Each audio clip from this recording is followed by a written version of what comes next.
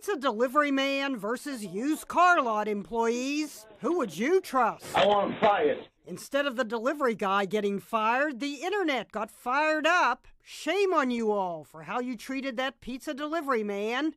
It all started when Jared Tansey from Palace Pizza delivered an order to F&R Auto Sales in Westport, Massachusetts. So follow the math. The total pizza bill was $42. The used car employees chipped in and gave Jared the delivery guy a total of $50.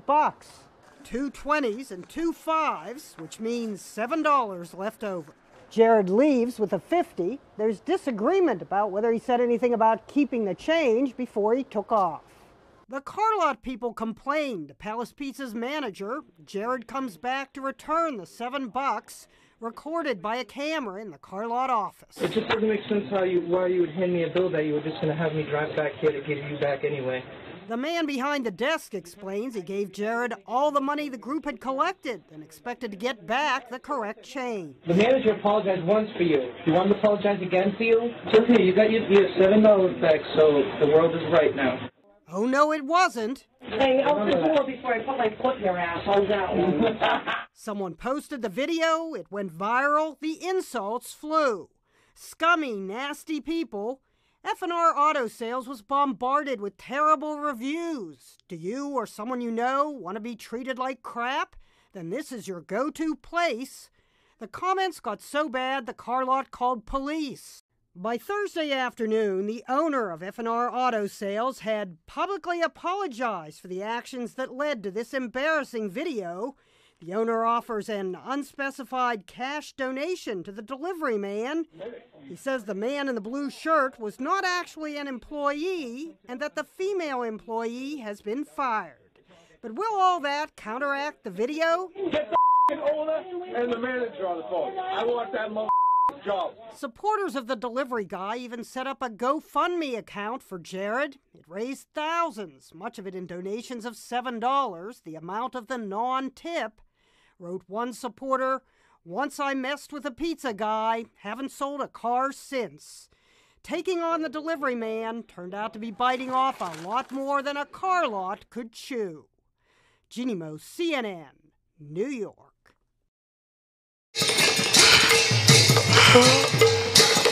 Shanuki.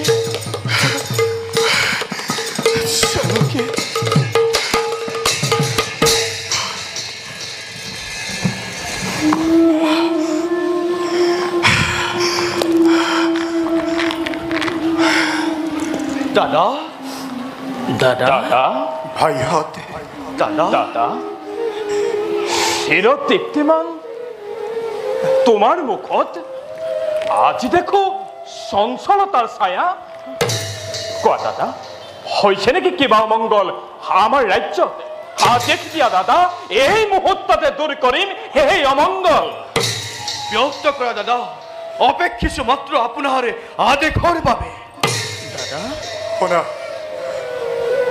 শুনা ভাই হতে কোৱা দাদা জানিব পাৰিছো মই দুৰ্মুখ নামেৰে এক দুৰ্জনে দুৰ্মুখ জনক নন্দিনী সীতাক কলংকিনী আৰু দুচৰিত্ৰা বুলি ৰাজ্য তপচ কৰিছে প্ৰচাৰ দাদা আৰু বিশ্বাস কৰি সেই কথা অযোধ্যাৰ সাধাৰণ প্ৰজাই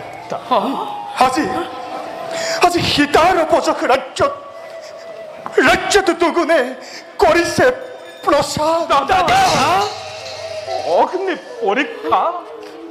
অগ্নি পৰীক্ষাৰ কথা কি নাজানে সিহঁতে তথাপিতো দেৱী জানকীক কলংকিনী বুলি কৰিছে প্ৰচাৰ কোন সেই দুৰ্মুখ দুৰ্জন আজ্ঞা দিয়া দাদা মুহূৰ্ততে শিৰচ্ছেদ কৰো সেই দুৰ্মুখৰ বলা বলা ভাই যাওঁ আমি জামৰ মূৰ্তিৰে স্বৰ্ণকৃত কৰো সেই দুৰ্মুখৰ দাদা লক্ষ্মণ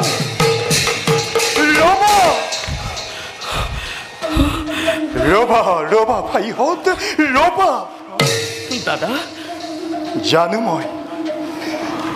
মই শিৰচ্ছেদ কৰিব পাৰিবা তোমালোকে সেই দুৰ্মুখৰ নিশ্চয় দাদা কিন্তু কোৱাচোন ভাইহঁত পাৰিবানে পাৰিবানে শিৰচ্ছেদ কৰিব তোমালোকে অযোধ্যাৰ শত শত প্ৰজাগণৰ দাদা শুনা ভাইহঁত কোৱা দাদা কোৱা দাদা কালি মই সদম বেখেৰে ফুৰোতে ৰাজ্যত নিজ কাণেৰে শুনিলো ভাইহঁত কি শুনিলা দাদা কালি মই নিজ কাণেৰে শুনিলো কি শুনিলা দাদা ৰজকে অপযোগ কৰিছে আজি সীতাৰ চৰিত্ৰ তেনে শ্ৰেণীৰ মানুহৰ কথাত তুমি পতিয়ন নাযাবা দাদা কিন্তু আনৰ অপযোগ ৰচনা কৰাটোৱে সিহঁতৰ কাম ভাইহঁত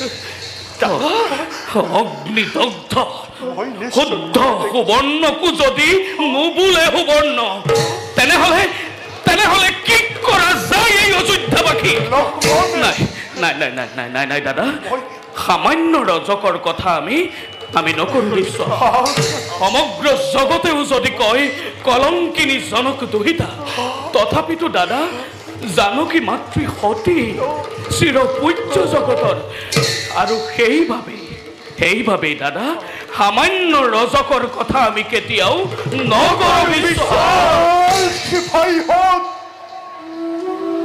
দাদা শুনিবানে তোমালোকে দাদা কৰিবানে তোমালোকে এই ৰামক বিশ্বাস কি কোৱা দাদা আজি মই চক্ষুৰে দেখিলো ভাইহঁত কি দেখিলা দাদা কোৱা দাদা কি দেখিলা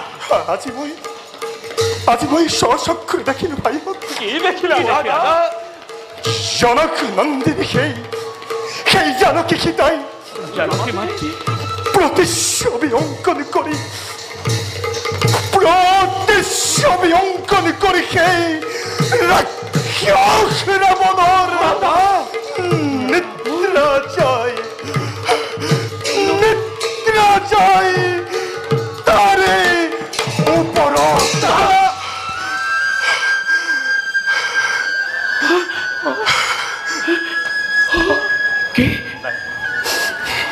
কি কলা দাদা অ ভাইহঁত কি কলা দাদা নিদ্ৰা যায় তাৰে ওপৰত জনক নন্দিনী জানকী মাতৃয়ে প্ৰতিচ্ছবি অংকন কৰি ৰাক্ষস ৰাৱণৰ নিদ্ৰা যায় তাৰ ওপৰত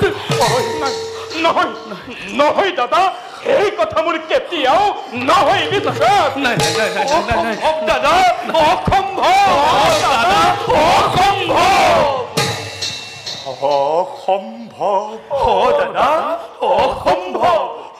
অসম্ভৱ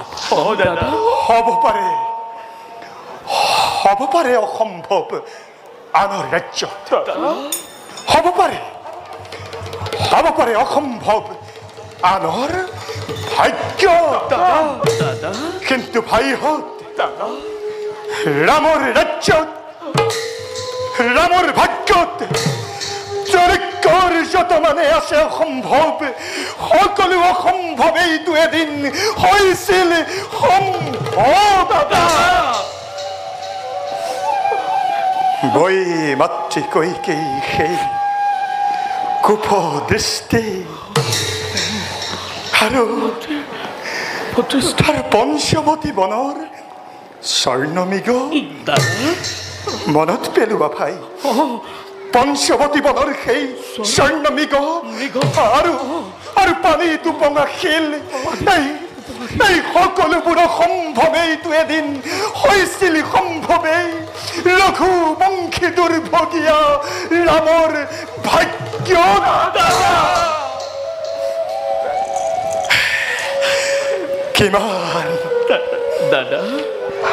কিমান সহিম আৰু মই মোৰ এই হৃদয়ৰ জুই ৰাজকুলত জন্ম লৈ খাটিলো বনবাস 14 বছৰ অন্যায় সমৰ কৰি বধিলো বালিক আৰু সেই তাপে আজিও মোৰ লক্ষ্মণ আজিও মোৰ দহিছে হৃদয় সাগৰত সেতু বাঁধি শীতৰ বাবে ব্ৰহ্মবোধময় এদিন কৰিল লংকাত নাই নাই নাই নাই নাই শুনা ভাইহঁতে নাই প্ৰয়োজন আৰু মোৰ এই স্বৰ্ণ সিংহাখন নাই নাই প্ৰয়োজন মোৰ দেৱী জানকীৰ সমগ্ৰ বিশ্বই